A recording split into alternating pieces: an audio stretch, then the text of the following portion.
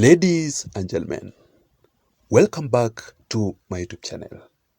There's this shocking information here from Raila Odinga's very close political ally, Honorable George Opondo Kaluma, the MP of Homa Bay Town constituency, who has exposed to the public what exactly Raila Odinga and President William Ruto are planning for the Deputy President Rigathi Gachagua once Rigathi has been officially impeached by the senators next week on Thursday. Let me read for you this statement.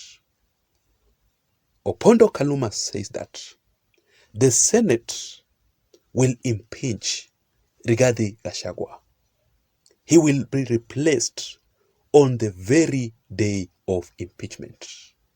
The courts will not help Rigathi Gachagua because Parliament has secured him the process and procedural fairness in the process.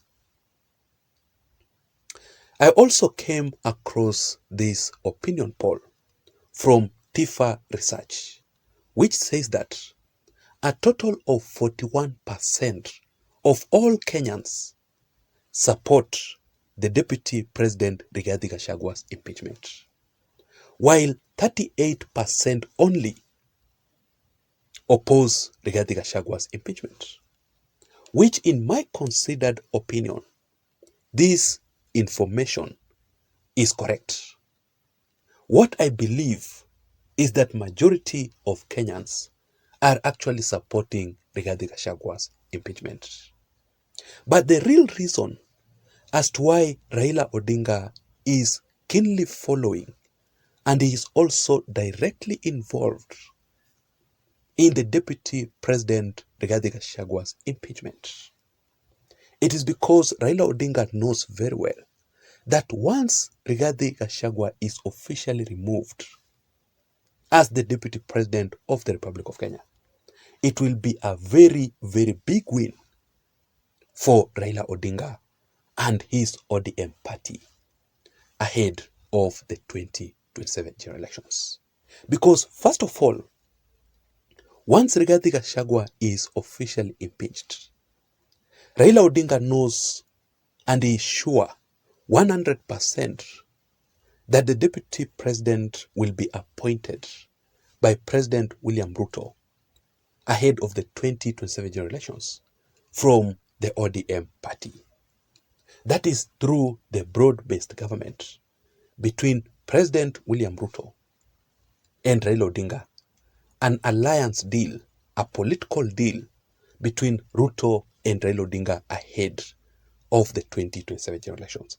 Secondly, once Rigathi Gachagua is removed, Raila Odinga and President William Ruto will actually form the next government in the 2027 general elections.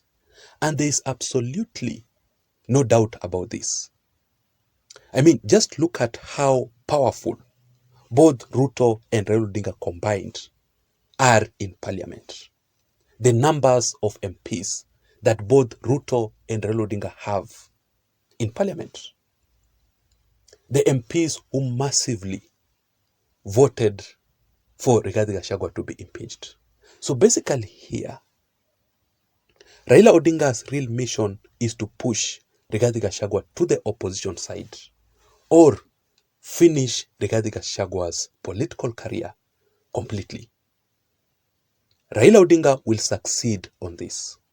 So for the very first time in 2027, the ODM party, which has always been in the opposition side, will actually form the next government. And number three, even if Raila Odinga will lose the African Union Commission top job, Raila Odinga will come back and through his broad-based government deal with President William Ruto, there is a likelihood, there is a high possibility that Raila will be appointed as the next Prime Minister of the Republic of Kenya. So Raila Odinga's political game plan is safe on his side. Raila has got nothing to lose. So far, Raila Odinga and President William Ruto are far much ahead of Rigathi Gachagwa's political game plan. There is no way Rigathi Gachagua can survive his impeachment in the Senate because it is a game of numbers. However, according to the media papers, they are reporting that William Ruto and Raila Odinga held a meeting yesterday in State House, yesterday at night, ahead of Rigathi Gachagwa's impeachment. Here are the excerpts of that particular meeting. But before I explain to you all the details about this, just a quick reminder that if you are listening to me and you haven't subscribed to this channel, I want you to take only 1 second or two and subscribe down below for you to be able to receive more political updates from this channel like the one that I'm currently doing right now. And to my returning subscribers, thank you so much for your support. You can also give this video a like so that YouTube can automatically recommend this entire channel and this video in particular to reach out to more people, because I believe that is the only way that we can improve this channel to grow. Having said that, now let us proceed, and I want you to follow this analysis to the end so that you can be updated, so that you can understand what exactly is going on ahead of Rigathi Gachagwa's impeachment. So let us begin right from here.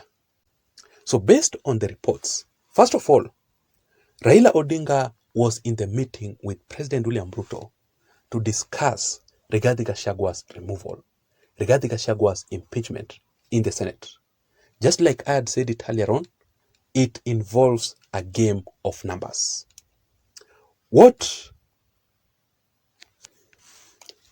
ODM party has a total of 13 senators, while UDA party has a total of 22 elected senators. I'm talking about the elected senators.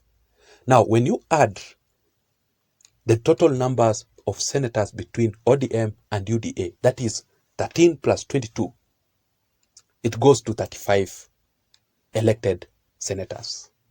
When you less 47 senators, you will be remained with only 12 senators. So, if Rigathi Gachagua needs a total of 23 senators to support him, do you think that Rigathi Gachagua will get the 23 senators? That is absolutely not possible at all. So it is 100% sure that Rigathi Gachagua is not going to be saved by the senators next week.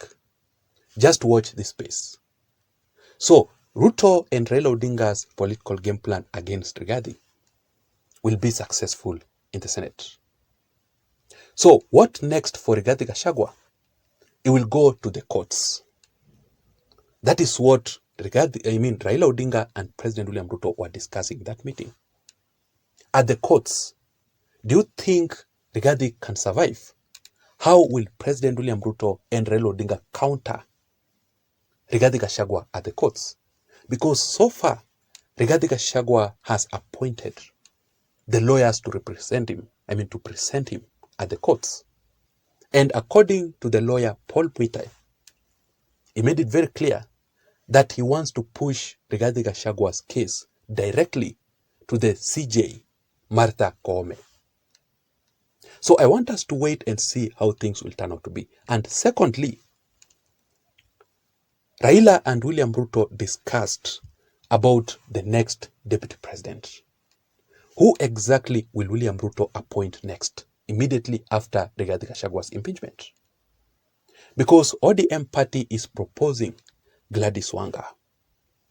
UDA party is proposing, Governor Anne Waiguru. While ANC, remember that ANC folded, Musalia Mudavadi folded his ANC party to join William Ruto's UDA. So in the process, also Musalia Mudavadi is being proposed to deputize President William Ruto. So between Gladys Wanga, Musalia Mudavadi, and Anne Waiguru, who will William Ruto appoint to be his DP? That was exactly what they were talking about in that particular meeting. And finally, the African Union Commission top job. Because I came across a certain information here. Let me just read for you. It says, President William Ruto signed letters to all the African heads of state to rally them behind Raila Odinga's candidacy for the African Union Commission top job.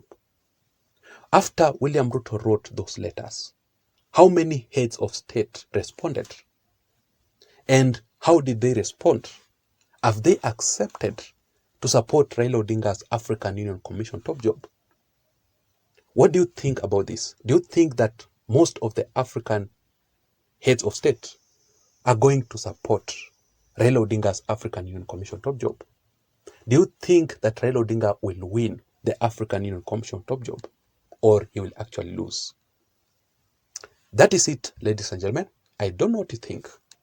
I really want to know your thoughts in the comment section down below. Otherwise, I don't have much. Let me see you again in my next video analysis. Don't forget to subscribe to this channel for more political updates.